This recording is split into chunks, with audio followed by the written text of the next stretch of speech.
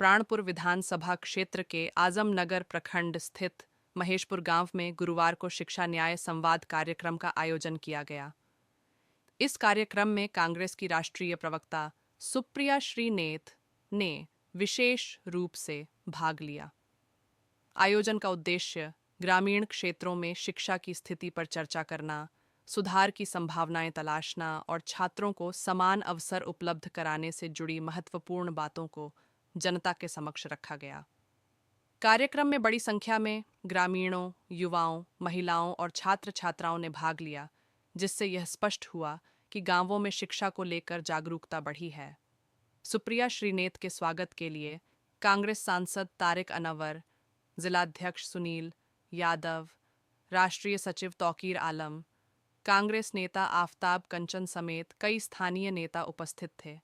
अतिथियों को फूल मालाएं पहनाकर और शाल ओढ़ाकर सम्मानित किया गया।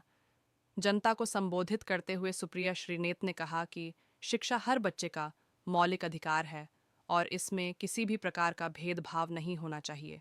उन्होंने कहा कि शिक्षा के माध्यम से समाज में समानता, जागरूकता और प्रगति लाई जा सकती है। कांग्रेस पार्टी ने हमेशा शिक्षा की गुणवत्ता, समानता और हर वर्ग तक उसकी पहुंच को प्राथमिकता दी है।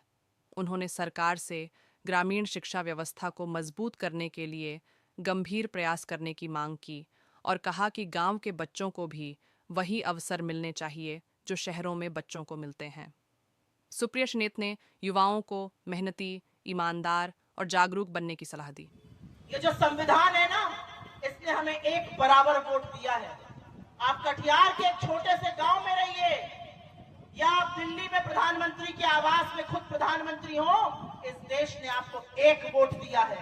अपने वोट की ताकत को पहचानिए और अपने वोट को जाया मत कीजिए। अपने वोट की ताकत को पहचानिए और समझिए कि आपका वोट सत्ता का परिवर्तन करता है। आपका वोट आपके भविष्य को संवारता है। आपका वोट आपको इस लायक बनाता है कि आप अपनी सरकार को रोककर उससे सवाल पूछ सकिए। अपने वोट की ताकत को पहचानिए।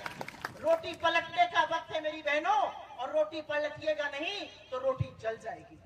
और इसलिए जरूरी है कि बिहार में सत्ता परिवर्तन हो। और सत्ता परिवर्तन के पहले जब चुनाव की प्रक्रिया शुरू हो रही है, जब प्रचार शुरू हो रहा है, तो तमाम तरह की लफाजी, तमाम तरह की बातें की जाएगी, लेकिन एक सवाल का जवाब बीजेपी भी नहीं दे सकती, जदयू भी नहीं दे सकती। 20 साल से आप सत्ता में हैं, डबल इंजन की सरकार है। एक ऐसा काम बताइए जिसने बिहार की तकदीर बदल दी हो। मैं चैलेंज करके कहती हूँ, एक काम अगर नीतीश कुमार जी या नरेंद्र मोदी जी बता दे जिसने बिहार की तकदीर बदली हो। एक काम नहीं गिना सकते हैं, क्योंकि बिहार के बारे में सोचने का इनके पास वक्त ही नहीं है। इनका सारा वक्त मैं सत्ता में कैसे बने रहूं इसी में जाया होता है, और इसलिए आपकी जिम्मेदारी बढ़ जाती है।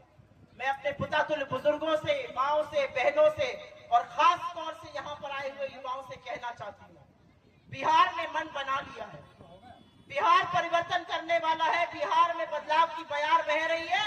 आपको उसका हिस्सा बनना है और उस बयार को आंधी और तूफान में आपको बदलना है, और वो काम सिर्फ और सिर्फ आप कर सकते हैं। आपको राहुल गांधी के हाथों को मजबूत बनाना है। आपको तारिक अनवर साहब को आपने चुनकर भेजा, उनकी आवाज को और बुलंद करना है। आपको यहाँ की सरकार बदलनी है, जिससे कि आपके आने वाले दिन, आपके आने वाले बच्चों का भविष्य संवर सके। मैं बिहार की आज एक तस्वीर देख रही थी और उसी से कहकर अपनी बात का अंत करती हूँ। और बिहार की धरती पर हूं तो दिनकर एक बड़े फेमस यहाँ के कवि हुए, उनकी एक लाइन है, तो रात समय के घर का धड़ धड़ नाद सुनो, सिंहासन खाली करो कि जनता आती है। शाम को 6:30 बजे अगर आप यहाँ खड़े होकर हमारी तारिक अनवर साहब की, कांग्रेस के तमाम नेताओं की बात सुन रहे हैं, तो मुझे पता है कि आपने भी परिवर्तन का मन बना लिया है।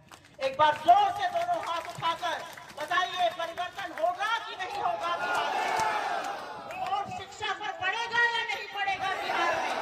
बिहार में रोजगार की बात होगी या नहीं होगी? बहुत बहुत धन्यवाद, आपने मेरी बात सुनी।